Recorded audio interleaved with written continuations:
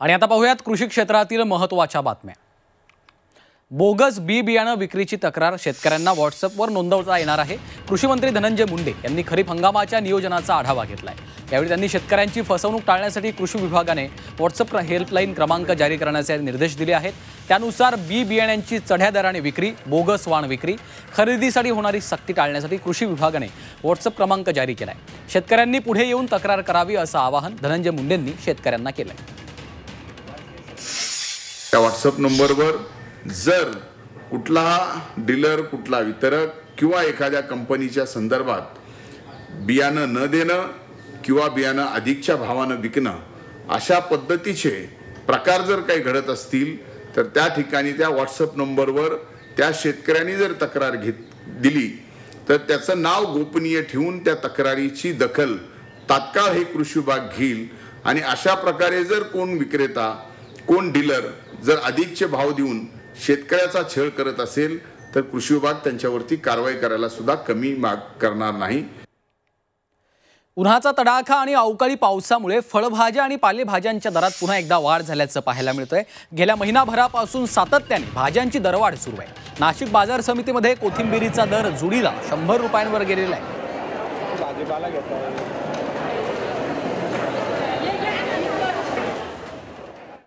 सोलापूर जिल्ह्यात सुरू असलेल्या पावसामुळे दिलासा मिळत असला तरी भाजीपाल्याचे दर कडाडलेले पाहायला मिळत आहेत। पावसामुळे भाजीपाला मोठ्या प्रमाणात खराब झाल्यामुळे बाजारात कच्च्या भाजीपाल्याचे दर वाढलेले आहेत। सततच्या पावसामुळे आवक घटली आहे। कोथिंबीर, टोमॅटो, मिरची, भेंडी, गवार या भाज्यांचे दर वाढल्याने सर्वसामान्यांच्या खिशाला झळ बसणार आहे।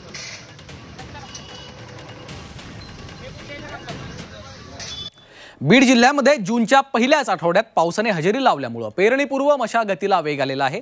चांगला पाऊस झाला तर लवकर पेरणी करता येईल या उद्देशाने बळीराजानं कंबर कसली आहे। मात्र 100 मिलीमीटर पाऊस होईपर्यंत थांबावं, शेतकऱ्यांनी पेरणीसाठी घाई करू नये असं आवाहन कृषी विभागाने केलंय। दरम्यान इथल्या परिस्थितीचा आढावा घेतला आहे आमचे प्रतिनिधी विष्णू बुर्गे यांनी। बीड जिल्ह्यामध्ये पावसाळा यावर्षी जूनच्या पहिल्याच आठवड्यात सुरुवात झाला आणि त्यानंतर शेतकऱ्यांनी यावर्षी पेरणी लवकर करायची ठरवली असं दिसतंय। पेरणी पूर्ण ज्या मशागती आहेत त्याला सुरुवात झालेली आहे। मोठ्या प्रमाणात जे आहे ती मशागतींना वेग आल्याचं चित्र बीड जिल्ह्यामध्ये पाहायला मिळत आहे। पेरणी पूर्ण ज्या मशागती आहेत त्या उरकून पुढच्या आठवड्यापर्यंत जर अशीच पावसाची परिस्थिती झाली तर पेरणी करतील शेतकरी, अशी परिस्थिती बीड जिल्ह्यामध्ये आहे। मात्र 100 मिलीमीटर पाऊस झाल्याशिवाय पेरणी करू नका असं देखील कृषी विभागानं सांगितलं। दादा, सगळी यंत्रणा दिसते शेतीमध्ये, पेरणी पूर्व मशागत करताय, काय काय मशागत येत आहेत सध्या? पाळी, मोगडा आहे चालू आहे सध्या, नांगरट झालेली ती नांगरट झालेली ती आता मोगडा पाळी चालू आहे, म्हणजे रान हे व्यवस्थित करण्यासाठी पेरणी पूर्व मशागत चालू आहे। पाऊस चांगला झाला पण तरी पेरणी योग्य झाला नाही सरांनी। हो, एकूणच सोयाबीनला कशी भरपूर ओल लागते ना, सोयाबीन पेरणार ह्या वर्षी तुरंत सोयाबीन, त्याच्यामुळं 100 मिलीमीटर पाऊस झाल्याशिवाय किंवा चांगला पाऊस झाल्याशिवाय आम्हाला पेरणी। एकूणच बीड जिल्ह्यातले शेतकरी पेरणीच्या तयारीमध्ये आहेत। कृषी विभागानं 100 मिलीमीटर जोपर्यंत पाऊस होत नाही तोपर्यंत पेरणी करू नका असं आवाहन केलंय। मात्र त्या अगोदर कृषी विभागानं जरी आवाहन केलं असलं तरी शेतकऱ्यांनी पेरणीची सगळी तयारी पूर्ण केलेली आहे आणि पेरणी पूर्ण ज्या मशागती आहेत त्या अंतिम टप्प्यात आल्याचं चित्र बीडमध्ये पाहायला मिळतंय। विष्णू बुर्गे, G24 तास, बीड।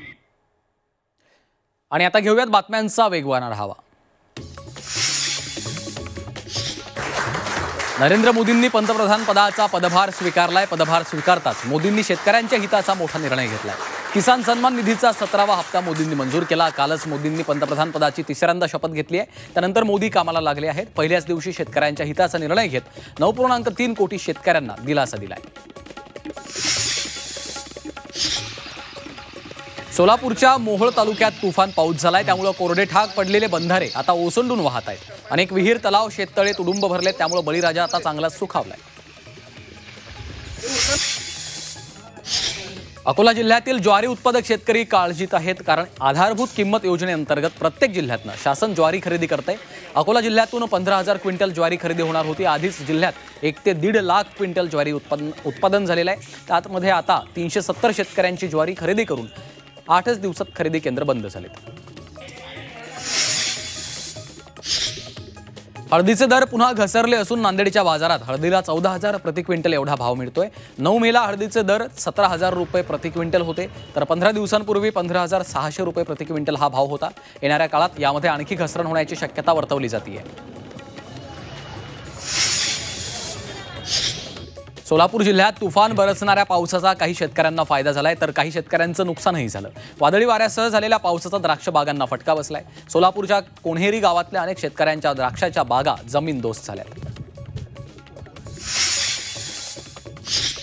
पावसानं लातूर जिल्ह्यातील टोमॅटो उत्पादकांचं मोठं नुकसान केलंय। कडाक्याच्या दुष्काळातही जगवलेल्या टोमॅटो पीक अचानक आलेल्या पावसानं जागेवरच सडून गेलं। सध्या टोमॅटोला बाजारात भाव चांगला मिळतोय, त्यातच नुकसान झाल्यामुळे टोमॅटो जनावरांना टाकण्याची वेळ शेतकऱ्यांवर आली आहे। पारनेर तालुक्यातील सुपा, हंगा, कान्हुर पठार आणि भाळवणी या परिसरात मुसळधार पावसाने हजेरी लावली आहे। काल झालेल्या मुसळधार पावसामुळे शेतकरी वर्ग सुखावला असून लवकरच पेरणीच्या कामाला वेग आलाय।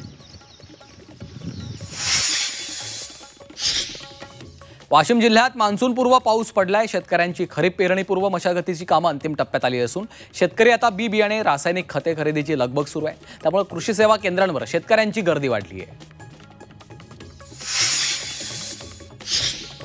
धाराशिव जिल्ह्यातील तेर गावात पाण्यासाठी नागरिकांची वणवण सुरू आहे। तेरणा मध्यम प्रकल्प गावापासून अवघ्या 2 किलोमीटर अंतरावर असला तरी नागरिकांना पिण्याचं पाणी विकत घ्यावं लागतं।